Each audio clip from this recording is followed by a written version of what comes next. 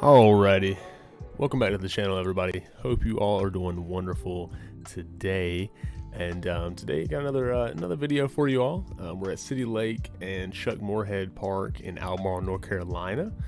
So we're teeing off right here at City Lake, and the weather wasn't great today, so I was trying to play both courses and record as much as I can without getting the camera wet. So I ended up deciding to do the front nine at City Lake and the front nine at Chuck Moorhead in this video, and I will do the back nine later on. So right there, just started off the day with a nice little drive. I actually didn't throw it very good.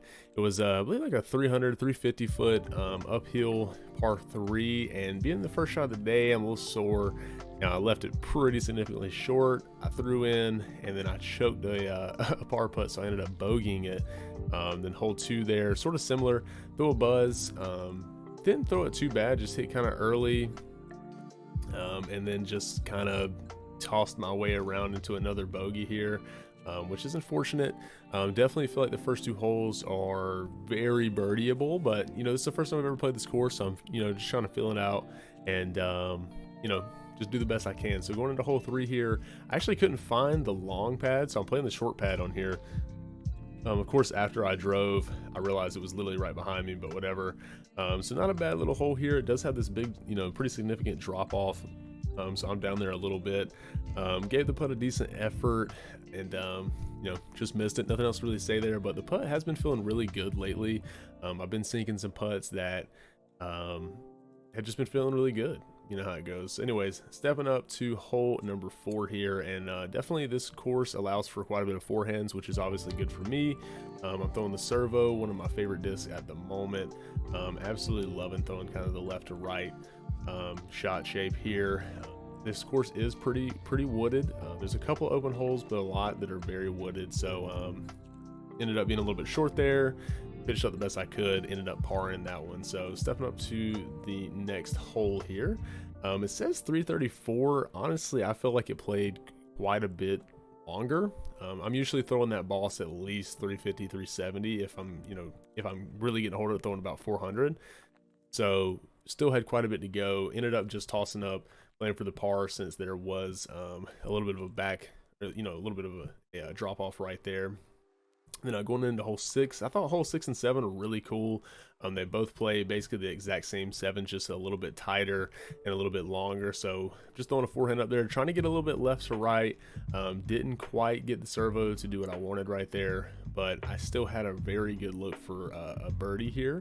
And I definitely feel like 6 through 9 on the front 9 are definitely holes you want to birdie. Unfortunately, I do miss both of those putts, but I do have a nice little little artsy shot here, so at least there's something for you. Then going into hole 7, I'm gonna throw a virus here, basically that exact same shot, it's just a little bit further. And I absolutely love this disc, but I have been having a little bit of an identity crisis with it. I just can't get it to fly the way I once could. But I did throw it pretty much perfect right here for what you want. You want to swing out, go left, and then it goes, does cut back, so got to finish right. And ended up with another putt that is very makeable for a birdie. I'm stepping up here, and I don't know. I think in my last video I was putting with an NV as well. So I'm putting with an NV and an AVR. Definitely my 2 favorites at the moment. I'm loving the NV. Unfortunately, I did leave that a little short. And I ended up, of course, making the second one. So, back-to-back opportunities I could have had for birdie, but it is what it is. So right now, I know we're sitting at about 4 over, I want to say. And I ended up throwing a beautiful destroyer here. Just a nice straight shot, just pounded out there. Love those.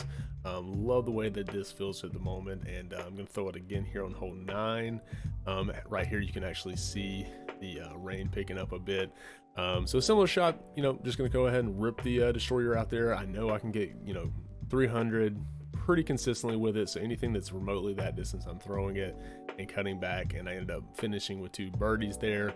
And then moving on over to Fox Chase. So moving on to Fox Chase,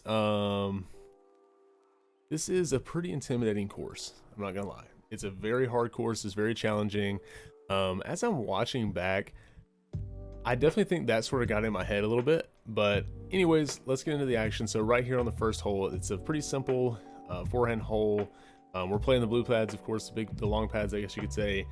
They're actually the same on hole 1. It's like that quite a bit on the course. But anyways, I threw it okay, ended up hitting early. Unfortunately, that's definitely one you want to birdie considering what is coming. So moving on to hole number 2, not a bad little hyzer line for you.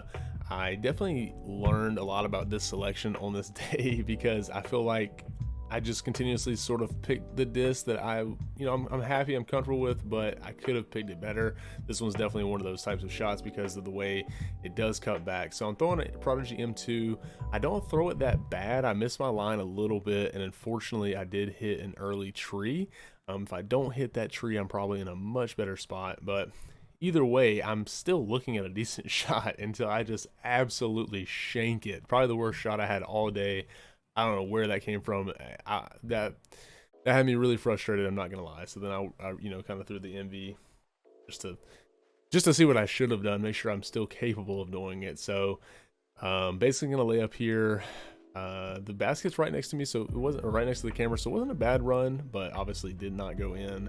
And so I do pick up a bogey there, which again, you don't want to bogey 1 and 2. You don't want to bogey those. Like, they're by far the easiest holes in the front 9. It doesn't get much better.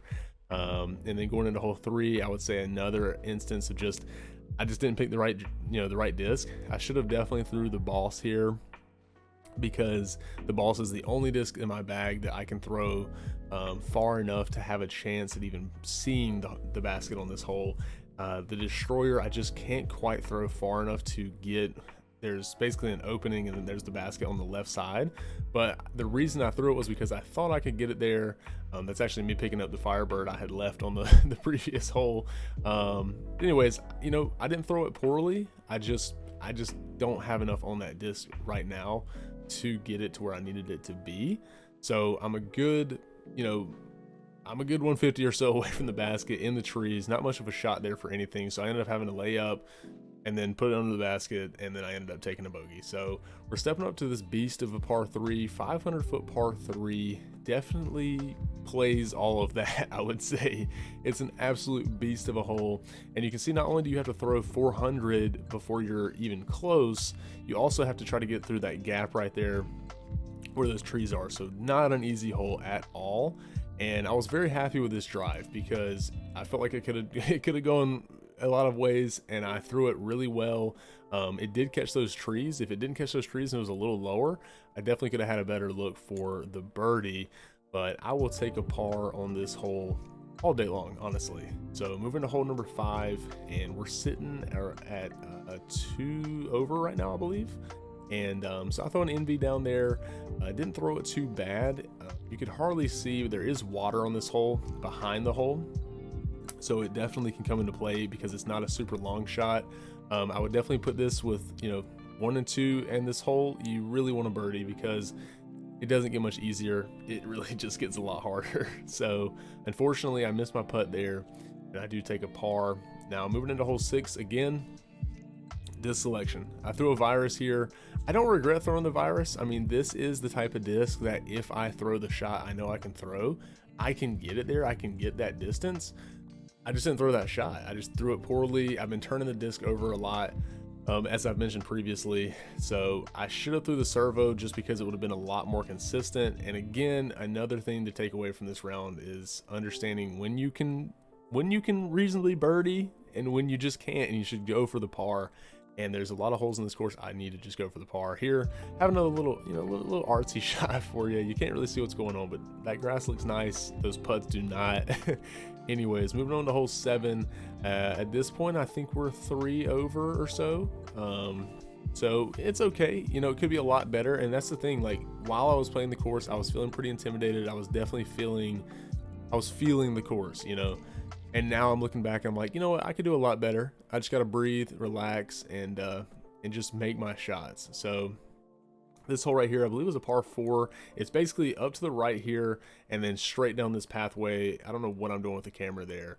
But long story short, I ended up pulling it just a little bit. I didn't really throw it that bad. It just hit a tree and ended up in a tough spot. I don't think I made a good shot after that. I do end up bogeying that one as well. I do think that's a hole I could birdie It's just gonna have to be the right shots, you know, probably 2 back-to-back good forehands to get me down there. But it is what it is, and it happens. So moving on to the next hole. This hole, I feel like, shows why this course can be such a beast, because it just beats you up. You know, I rip a pretty good drive here. This is a par 4. Really happy with that placement. But then you're just dead straight uphill, and I didn't really take into account for the awkward angle I was throwing at. So I try to throw a backhand approach here. I don't know why. I should have threw a forehand all day long. If I throw a forehand up there, I'm probably parked, and I'm parked for the birdie. Not a super hard hole considerably, but right there is what this course can do to you. I throw a backhand, I shank it. I got off balance because of the way the hill is. Just throw it poorly. Then I hit a tree, throws me back. Now I'm, you know, basically looking at par at best, and I do end up bogeying it. So is what it is. And, you know, again, right now I'm looking at this, I'm looking at it back being like, you know, but it's okay. I learned a lot through this round, and I could definitely be doing a lot better. This hole about ruined my whole day. This is a tough hole. You have a tight gap to get down this hill. It is a par, it's par 3, so you have a tight gap and a long way to go. Fortunately, I do end up in the trees here, and I'm gonna try to squeeze it through this gap. I don't get it. I think I ended up, I had to pitch out. I like 3-putted. I like triple bogeyed this hole. Not a great way to end the video, but as the video does end out, I will just say, you know, you got to have these moments where you play these courses that really humble you, bring you back down to earth. And I feel like you learn a lot about yourself and about your game on days like this when it's not the best conditions and you just don't play the best. But as I look back, I definitely am happy to see the growth I've made, because, you know, a month ago, I would have had no chance playing these courses. And, you know, again, as I look back, and I did finish those rounds. So I finished City Lake at 4 over. I finished Chuck Moorhead or Fox Chase at 10 over, which neither round is good. I feel like I can do a lot better, but I'm happy to say that I really feel like I can do a lot better. So that's what it's about, just the growth and bringing the game together. But I hope you enjoyed another video, and I will see you in the next one. Peace.